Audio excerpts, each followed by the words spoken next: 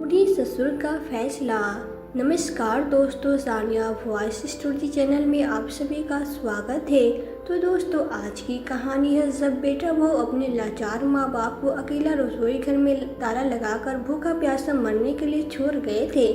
लेकिन जब birthday party से वापस लौट कर घर आए तो उन्होंने अपने माँ बाप के कमरे में जो देखा उनको पैरों तले जमीन निकल गई।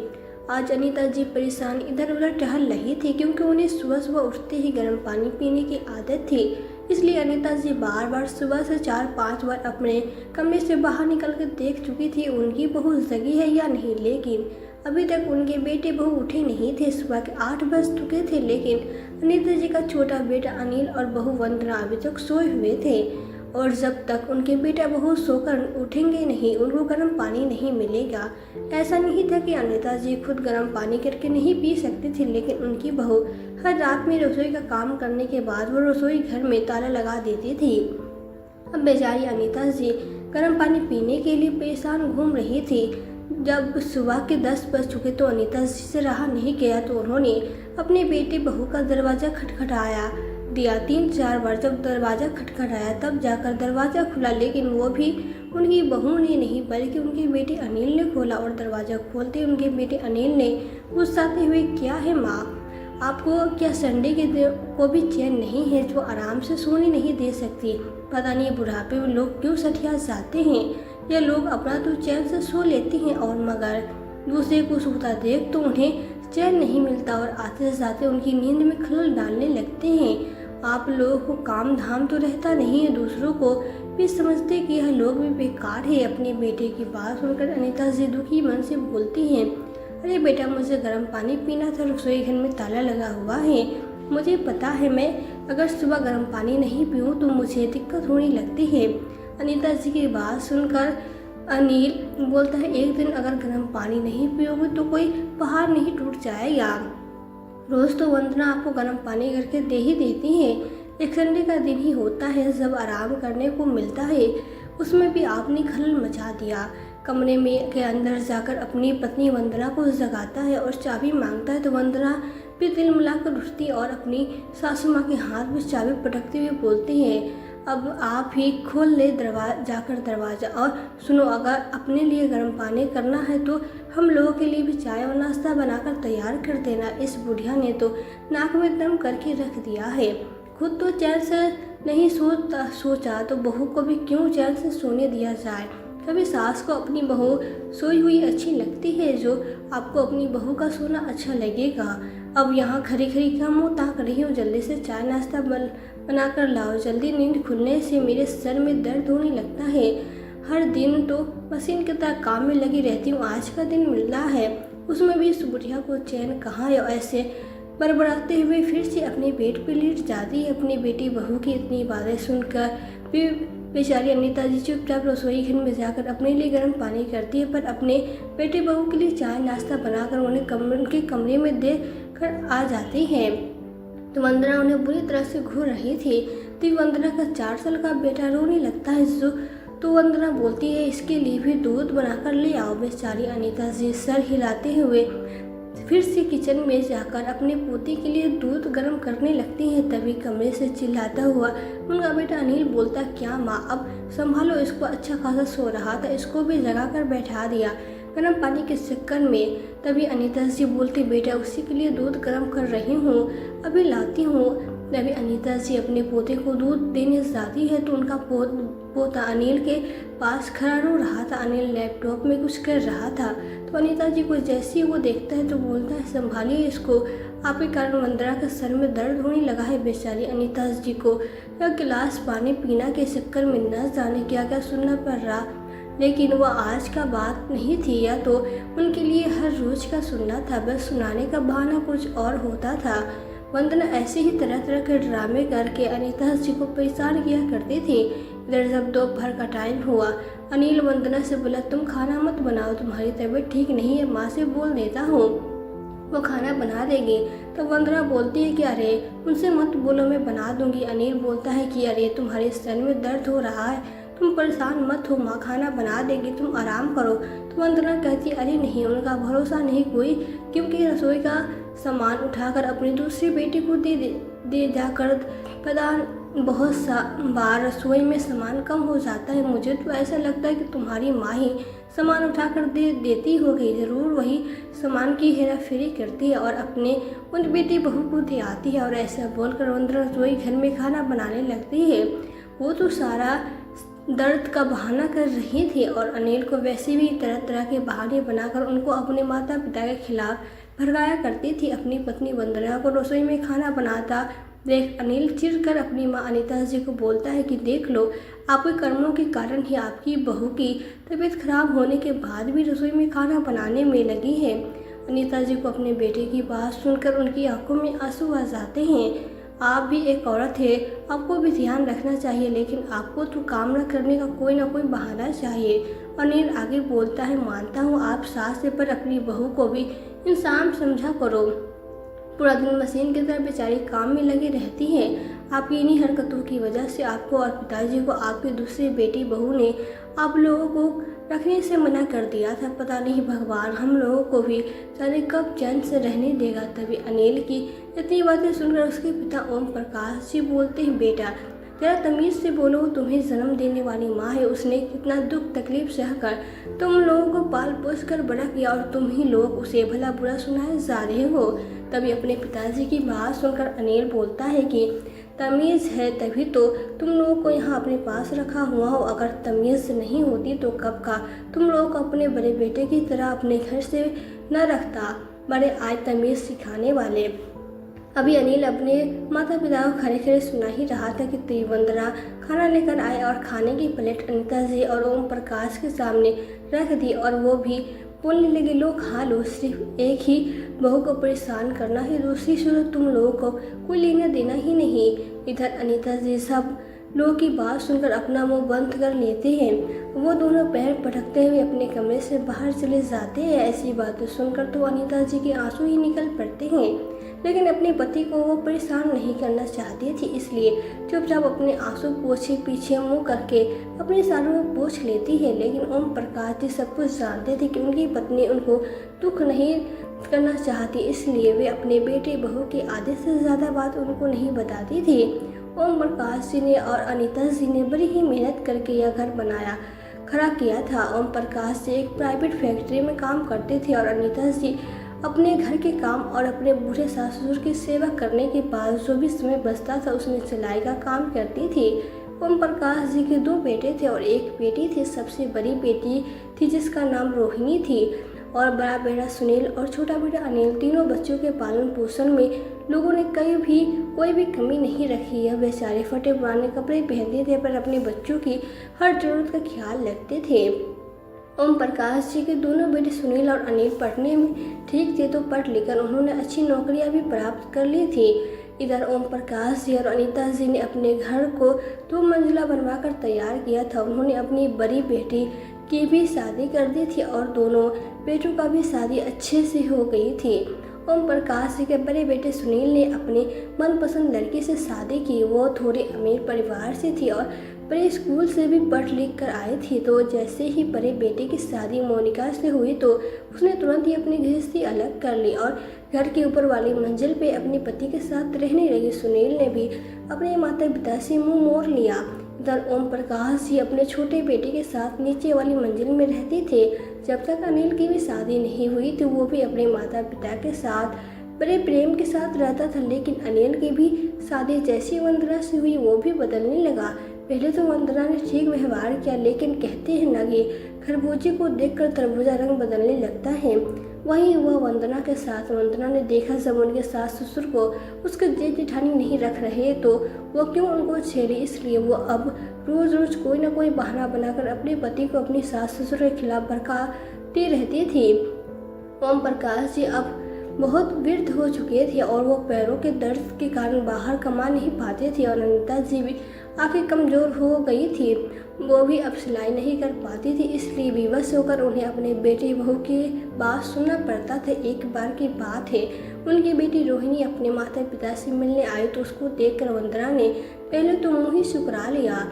जैसे तैसे चाय नाश्ता करवाया और दोपहर के खाने के टाइम जब खाना लगाया तो उसने देखा कि भाभी ने उसके माँ और पिताजी की थाली में 2 सूखी रोटी और 1 कटोरी पानी जैसी दाल रखी थी है और अपने और उसके लिए पनीर की सब्जी रख दी। तो रोहिणी अपने भाभी से बोली, भाभी माँ और पिताजी को तो पनीर दे दो। तो वंदना इस पर भड़कते हुए बोलते कि वे लोग नहीं खाते पनीर। तभी रोहिणी बोलती है, पर भाभी पापा को तो पनीर की सब्जी बहुत ज़्यादा पसंद है, ऐसा करिए ये आप मेरी वाली सब्जी पापा को और माँ को दे दीजिए।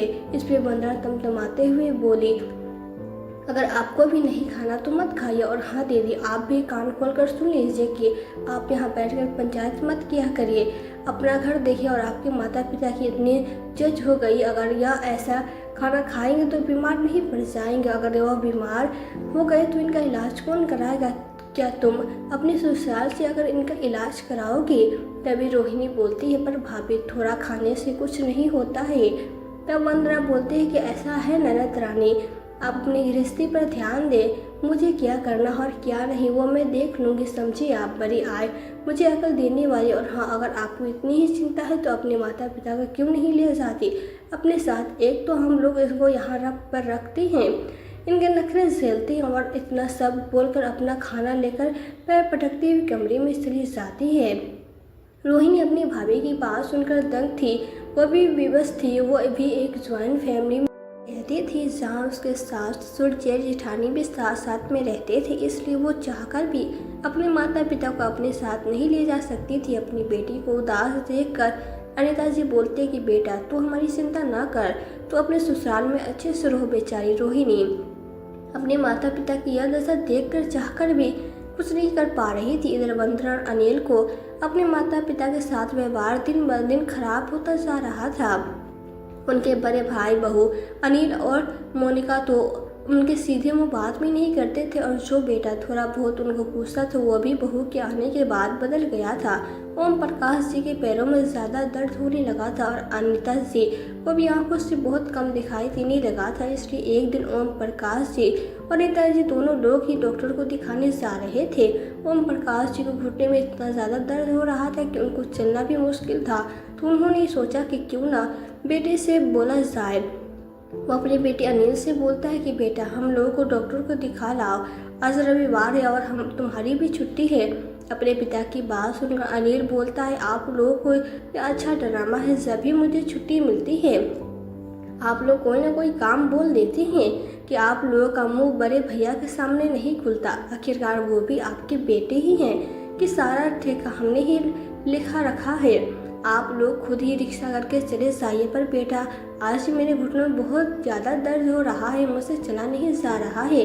ओम प्रकाश जी बड़े ही उदास मन से अपने बेटे से बोलता है। तो अनिल बोलता है, वो सब मुझे नहीं पता, आप जैसे जा सकते हैं वैसे जाइए, मेरे पास टाइम नहीं इन बेकार के कामों के लिए। बेचारे ओम प्रकाश जी और अनिता जी उदास मन से घर से निकलने लगते हैं। तभी वंदना अपने पति को आवाज़ लगाती है कि सुनिए जी, थोड़ा मुझे कार से पार्लर तक छोड़ आइए। तभी अनिल बोलता है कि हाँ हाँ तुम तैयार हो जाओ, बस फिर चलती है। और फिर बड़े ही प्यार से अनीता अपनी पत्नी वंदना से बोलता है कि बाहर चलकर हम खाना भी खा कर ही आएंगे। अपने बेटे की बात सुनकर अनीता जी और ओम प्रकाश जी की आंखों में आंसू आ जाते हैं। जिस बेटे को अपने माता पिता को दिखाने के लिए पैसे और टाइम दोनों ही नहीं है, वो अपनी पत्नी को पार्लर से जाने की और बाहर खाना खिलाने के लिए तुरंत तैयार हो गए। बेचारे दोनों वृद्ध माता पिता जून के महीने की तेज गर्मी में पैदल ही सड़क के किनारे धीरे धीरे चल रहे थे, जबकि ओम प्रकाश जी के घुटनों में तेज दर्द के कारण चला भी नहीं जा रहा था। वह बेचारे लंगड़ा लंगड़ा कर चलते जा रहे थे। तभी पीछे से उनके पास से ऑटो आकर रुकता है। ऑटो वाला बोलता है कि आप लोग कहाँ जाएंगे? वे लोग ऑटो वाले से बोलते हैं कि बेटा कहीं नहीं, बस सरकारी अस्पताल जाना है, तो चलिए अंकल आंटी मैं आप लोगों को छोड़ देता हूँ। तब ओम प्रकाश जी बोलते नहीं बेटा हम चले जाएंगे, और ऐसा बोलकर वो आगे चलने लगते हैं। तो ऑटो वाला फिर से उनके पास ऑटो रोक कर बोलता है, पर अंकल आप लोग इतनी गर्मी में पैदल कैसे जाएंगे, चलिए मैं आप लोगों को छोड़ दूंगा। तो ओम प्रकाश जी और अनिता जी एक साथ ही बोलते कि बेटा हमारे पास तुमको किराया देने के पैसे नहीं। और फिर से आगे बढ़ने लगती हैं तो ऑटो वाला बोलता है कि अरे कोई बात नहीं अंकल आंटी, मैं आपको ऐसे ही छोड़ दूंगा, आपके पैरों में तकलीफ़ है। अरे नहीं बेटा, हम चले जाएंगे। ऑटो वाला बोलता है अरे अंकल आंटी आप परेशान मत होइए, मैं अब आपके बिना पैसों के ही छोड़ दूंगा। ऑटो वाले के बार बार कहने पर ये लोग उसकी ऑटो में बैठ जाते हैं। तो ऑटो वाला उनको सरकारी अस्पताल के गेट के सामने रोक देता है और अनीता जी और ओम प्रकाश जी उनको ढेरों आशीर्वाद देते हैं। तो ऑटो वाला बोलता है कि अंकल आंटी मैं आप लोगों का यहीं पे इंतज़ार करता हूँ, आप लोग डॉक्टरों को दिखा लीजिए, मैं आपको वापस घर भी छोड़ दूँगा। अरे नहीं बेटा, तुमने इतना ही हम लोगों पर उपकार किया है, वह क्या कम है। अरे नहीं, आप लोग आराम से दिखा लीजिए, मैं आपके घर भी छोड़ दूँगा, क्योंकि आप लोग भी तो मेरे माता पिता के समान है। तो ओम प्रकाश जी और अनीता जी डॉक्टरों को दिखा लेते हैं। डॉक्टर उन्हें दवा लिखते हैं, लेकिन अनीता जी को आंखों का ऑपरेशन बोल देते हैं। वे लोग अस्पताल से दिखाकर बाहर निकलते हैं तो फिर से वहाँ ऑटो वाले को वही देखते हैं और ओम प्रकाश जी उससे बोलते हैं कि बेटा अरे तुम हमारे कारण क्यों तकलीफ झेल रहे हो, कोई बात नहीं अंकल। और फिर वह उदास हो बोलता है माता पिता की सेवा हर किसी के नसीब में नहीं होता है।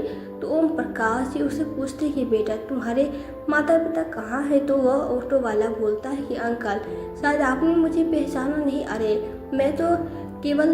मैं कितना पागल हूँ, मैं तो जब 10 साल का था तब आपको मिला था और आज मैं 21 साल का हो गया हूँ। तब ओम प्रकाश जी बोलते कि हाँ बेटा, लेकिन मैं भी तुम्हें पहचाना नहीं। अरे अंकल, आपके साथ जो फैक्ट्री में महेश नाम का कोई इंसान काम करता था, उसका फैक्ट्री में एक दुर्घटना के निधन हो गया था। अरे हाँ बेटा, वो तो बहुत ही अच्छे इंसान थे। उनकी पत्नी रेखा जी ने तो मुझे अपना बड़ा भाई मानती थी। हाँ अंकल, मैं उन्हीं लोगों का बेटा हूँ। पता है अंकल, फैक्ट्री वालों ने हमारी कोई सहायता नहीं की थी। जब पिताजी का निधन हुआ था तब आपने ही हम लोगों की बहुत सहायता की थी। लेकिन बेटा तुम लोग अचानक से कहाँ चले गए थे। अरे अंकल, मेरी माँ को उनकी बहन यानी मेरी मौसी ने अपने पास बुला लिया था।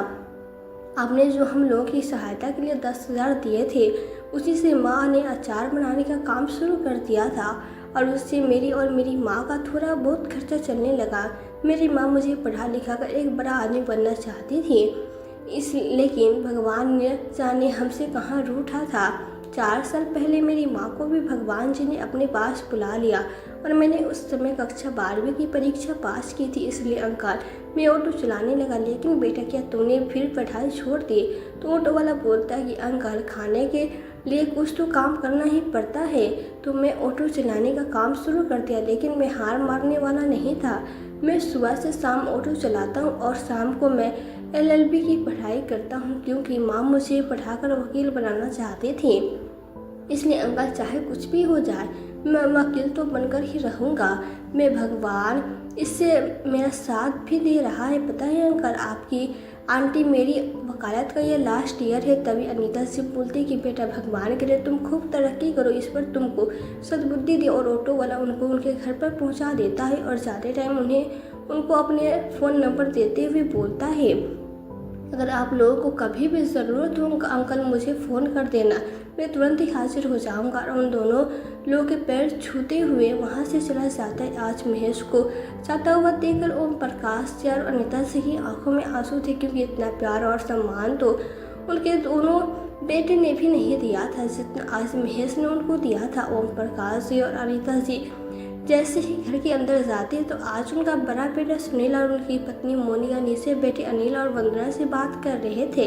लेकिन जैसे उन चारों की नज़र ओम प्रकाश जी और अनीता जी पे पड़ती है वे लोग एकदम से चुप हो जाते हैं और तुरंत ही सुनील और मोनिका उड़कर ऊपर चले जाते हैं। और अनीता जी और ओम प्रकाश जी उन चारों का व्यवहार कुछ अजीब लगा, लेकिन वह दोनों लोग भी वहाँ से चुपचाप अपने कमरे में आ गए। आज रात भर पति पत्नी चुपचाप छत पे लेटे आसमान में चांद और तारों को देख रहे थे। गर्मी भी बहुत तेज थी, दोनों लोगों की आंखों में नींद तो कुछ दूर थी। उनके दोनों बेटे बहू अपने कमरे में एसी चलाकर आराम से सो रहे थे, लेकिन उनके माता पिताजी के कमरे में पंखा तो था वो भी खराब, उनको सही कराना भी किसी को ध्यान नहीं था। बेचारे ओम प्रकाश जी जैसे तैसे सीढ़ियों को चढ़कर छत पे गए थे, उनको ही पता था कि वो कैसे छत पे चढ़कर गए थे। लेकिन उनके दर्द और तकलीफ को देखने और समझने के बजाय अपने कमरों में आराम से सो रहे थे। जिन बच्चों को जरा से भी दिक्कत आ जाती तो वो दोनों पति पत्नी जमीन आसमान एक कर देते थे। यही सब सोचकर दोनों पति पत्नी आसमान की ओर अपनी आंखों में आंसू लिए निहारे जा रहे थे। खुद की मेहनत से बनाया मकान था जो तब बुढ़ापे में भी अपनी पत्नी और बच्चों के साथ चैन से बसा जीवन व्यतीत करेंगे, मगर यहाँ तो उल्टा ही हो गया। बेटा दोनों बेटे कुछ ज़्यादा ही समझदार निकले, अपनी अपनी गृहस्थी में खुश हो गए। अपने माता पिता के दुख तकलीफों से तो उन्हें कुछ लेना देना ही नहीं था। अभी ओम प्रकाश जी यह सब सोच ही रहे थे कि तभी अनीता जी का हाथ उनके गाल पे महसूस करते हुए और अनीता जी से बोलते हैं कि अरे ज़्यादा मत सोचो, सोने की कोशिश करो। लेकिन उन्होंने अनीता जी की तरफ देखा तो वो भी परेशान थे और इतना बोलकर वो भी आसमान की ओर निहारने लगे और बोलते हैं कि काश इन बेटों से तो अच्छा होता भगवान उनको बेटा ही नहीं देता। कम से कम अपने बुढ़ापे में ऐसे बेटे के व्यवहार से आहत तो नहीं होते। और उनके भी आंखों में आंसू बह निकले तो ओम प्रकाश जी बोलते हैं कि रो नहीं अनीता, मैं हूँ ना तुम्हारे साथ। लेकिन न जाने क्यों आज अनीता जी अपने दोनों बेटों और बहुओं को आपस में बैठकर यूँ बात करना और उनको उनके पति को देखकर चुप हो जाना बार बार उनके मन में खटक रहा था। एक पल तो अनीता जी ने सोचा कि लाओ इस संबंध में अपने पति से बात करते हैं, लेकिन कुछ लोग सोच कर चुप हो गए कि क्योंकि उनके पति वैसे भी अपने घुटनों के दर्द और बेटी बहू के व्यवहार से परेशान है और चुपचाप होकर अपनी आंखें बंद कर लेती है। कुछ देर के लिए दोनों पति पत्नी की आंखें लग जाती हैं। चिड़िया की चहचहाट सुनकर उन लोगों की आंखें खुलती हैं तो देखते हैं कि सूरज तो सर पे आ गया है और सुबह के 8 बज चुके हैं। तो वे दोनों लोग नीचे उतर कर जाते हैं तो देखते हैं उनका बेटा अनिल और बहू वंदना सुबह सुबह कहीं तैयार होकर जाने वाले होते हैं। तो ओम प्रकाश जी ने अनिल से पूछा, बेटा इतनी सुबह सुबह कहाँ जा रही हो? तो अनिल के बोलने से पहले उनकी पत्नी वंदना अपने ससुर जी से बोलती है कि आपको इतनी भी तमीज़ नहीं है कि अगर कोई घर के बाहर जा रहा हो तो उसे पीछे से टोका नहीं। वैसे तो आप लोगों के पास बहुत ज्ञान की बातें हैं, इसके आपकी बुद्धि का आघात करने गई। तो अनीता जी अपनी बहू को बोलती, अगर बेटा तुम हमको पहले ही बता देती कि तुम लोगों को आज कहाँ जाना है तो हम लोग तुमसे पूछते ही नहीं, और वो तुम्हारे ससुर है, थोड़ा तो तमीज़ से बोला करो। तभी अनिल बोलता है कि ऐसा करो, सब लोग अपनी अपनी तमीज़ अपने पास रखो, हमें जाने में देर हो रही है और हम आज नहीं आएंगे और आप लोगों का खाना बाहर निकाल के रख दिया है। और ऐसा बोलकर वहाँ से चले जाते हैं। बेचारे ओम प्रकाश जी और अनीता जी को बार बार बेटे बहू की बातें सुनना बहुत ख़राब लगता था, लेकिन उनके पास कुछ और रास्ता भी नहीं था। दोपहर होती है तो वे दोनों लोग खाने के लिए जैसे ही खाने का बर्तन खोलता है तो देखता है थाली में ज़रा सी सब्जी और 4 रोटी और थोड़ी सी शाम की बची हुई दाल थी, साथ ही थोड़े से चावल थे। दोपहर रात का खाना दोनों टाइम में खाना यही था। वो बेचारे एक एक रोटी और थोड़े थोड़े चावल दोपहर में खा लेते हैं और बाकी बचे भोजन से रात की भूख शांत कर लेते हैं। जैसे तैसे दोनों वृद्ध जन उन 2 दिन को गुजार कर लेते हैं और रात को भी काट लेते हैं। लेकिन दूसरे दिन सुबह से दोपहर हो जाती है, लेकिन उनके बेटे बहू को आते ही नहीं है। इधर ओम प्रकाश जी और अनीता जी को भूख से हाल बेहाल हुआ जा रहा था। जब उन दोनों से नहीं रहा गया तो उन्होंने पड़ोसी के फ़ोन से अपने बेटे अनिल को फ़ोन लगाया और जैसे अनिल फ़ोन उठाता है तो ओम प्रकाश जी बोलते कि बेटा तुम कब आओगे? तो अनिल बोलता है कि पिताजी मैं आज और कल 2 दिन यहीं नहीं आऊँगा। हो सकता है बेटे से बोलता है कि बेटा लेकिन रसोई में तो ताला लगा है, हम क्या खाएंगे? तो पीछे से उनकी बहू वंदना की आवाज़ आती है, अपने पिताजी से बोल देना कि मेरी रसोई को हाथ भी ना लगाना और मेरी रसोई का कोई भी सामान इधर से उधर हुआ तो मैं उन लोगों को छोड़ूंगी नहीं। तो ओम प्रकाश जी बोलते हैं कि बेटा बहू से बोलो कि हम खाना क्या खाएंगे। तो अनिल बोलता है कि वह सब आप खुद ही देख लीजिए, हमने कोई आपको ठेका नहीं ले रखा है, आप बड़े भैया से भी बोल सकती हैं, 2 दिन वही आप लोगों को खाना खिला देगा। ऐसा बोलकर फ़ोन रख देता है। इधर ओम प्रकाश जी पर बेटा बोलते बोलते रह गए, लेकिन अनिल ने तो अपने पिता की बात ही नहीं सुनी। बेचारे चुपचाप घर लौटकर आ जाते हैं। इधर उन दोनों से जब भूख बर्दाश्त नहीं हुआ तो अनीता जी अपने बड़े बेटे के पास खाने के लिए जाती है। वह बेहद देर तक दरवाज़ा खटखटाया है, लेकिन जब दरवाज़ा नहीं खुलता है तो नीचे उतरने लगती है। तभी एकदम दरवाज़ा खुलता है तो उनकी बहू मोनिका दरवाज़ा खोलती है। वह जैसे अपनी सासू माँ को देखती है तो तुरंत ही उनसे बोलती है, क्या मम्मी से आप क्यों बार बार बेल बजाए जा रही थी?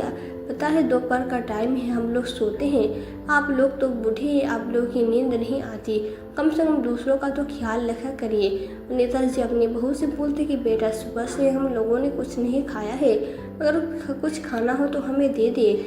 अरे माँ जी, अभी तो हम अभी सभी लोग खाना खाकर सो ही रहे थे और हम खाना ज़्यादा नहीं बनाते हैं, तो बेटा रात को अगर कुछ बनाना तो हमें भी खाने को दे देना। अरे माँ जी, आज ही हमारे घर का सारा राशन ख़त्म हो गया है, हम लोग भी बाहर खाना खाएंगे। वैसे भी बाहर का खाना आप लोगों को सूट नहीं करेगा, अगर आप लोग 1-2 दिन खाना नहीं खाएंगे तो मर नहीं जाएंगे।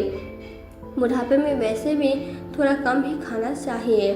और ऐसा बोलकर जोर से दरवाज़ा बंद कर लेती अनीसा जी अपने आंसू पोंछते हुए नीचे वापस लौट आई और ओम प्रकाश से उनकी आंखों में आंसू देखकर सब कुछ समझ जाते हैं। आज उन्हें अपनी औलाद के ऊपर घिन आ रही थी। ओम प्रकाश जी ने मन में कुछ निश्चय कर लिया कि अब वो ऐसे घूट घूट कर नहीं जी सकते, लेकिन उन्होंने अपनी पत्नी से कुछ नहीं कहा।